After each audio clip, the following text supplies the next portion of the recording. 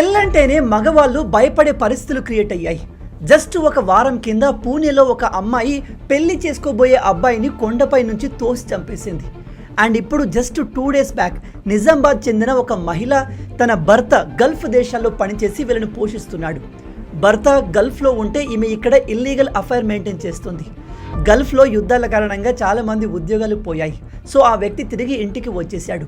భర్త ఇంటికి వస్తే తన బాయ్ ఫ్రెండ్కి తనకు ఇబ్బంది అని ఈమె గ్రహించి అతన్ని చంపే ప్లాన్ చేసింది. చంపిన విధానం వెంటే మీరు షాక్ అవుతారు.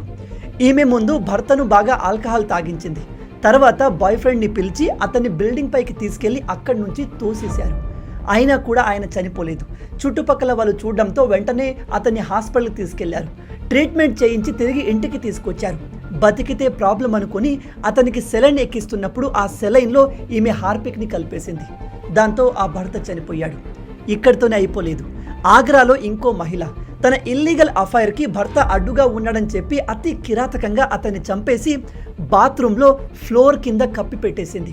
దృశ్యం మూవీలో ఎలా అయితే బిల్డింగ్ ఫ్లోర్ కింద పాతి పెట్టేస్తారో అలా చేసింది. అలా చేసి భర్త కనిపించట్లేదు అంటూ డ్రామా చేసింది. 40 రోజుల తర్వాత పోలీసులకు ఆ బాడీ బాత్రూంలో దొరికింది. అసలు ఆడవాళ్లకు ఏమవుతుంది? ఇలా ఎందుకు మారుతున్నారు? మీరు ఒక వ్యక్తిని చంపేందుకు చూపించే ఆ ధైర్యాన్ని మీకు నచ్చని రిలేషన్ నుంచి బయటకు వచ్చేందుకు ఎందుకు వాడట్లేదు?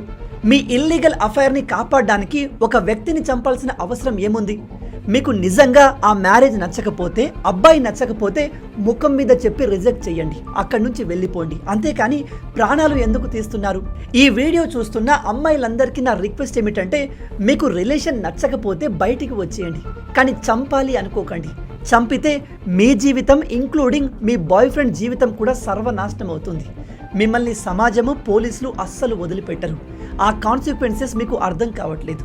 అండ్ ఈ వీడియో చూస్తున్న అబ్బాయిలందరికీ చెప్తున్నాను, దయచేసి జాగ్రత్తగా ఉండండి. ఎవరిని నమ్మడానికి లేదు. మిమ్మల్ని ఇష్టపడని అమ్మాయితో ఉండాలి అనుకోకండి. కొన్ని రోజులుంటే సెట్ అయిపోతుంది, నార్మల్ అయిపోతుంది అనుకోకండి. పరిస్థితులు కంప్లీట్గా మారిపోయాయి. ఇద్దరు ఒకరినొకరు ఇష్టపడుతున్నారు అనిపిస్తేనే ఆ రిలేషన్లో ఉండండి, లేదా ధైర్యం చేసి బయటకు వచ్చేయండి. రాలేదా చివరికి మీకు మీరే మిగలకపోవచ్చు. ఇప్పుడు మీరు చెప్పండి, ఇలా తమ ఇల్లీగల్ అఫైర్స్ కోసం భర్తల్ని చంపే మహిళల్ని ఎలా శిక్షిస్తే బాగుంటుంది? మీ ఆలోచనల్ని కింద కామెంట్లో రాయండి.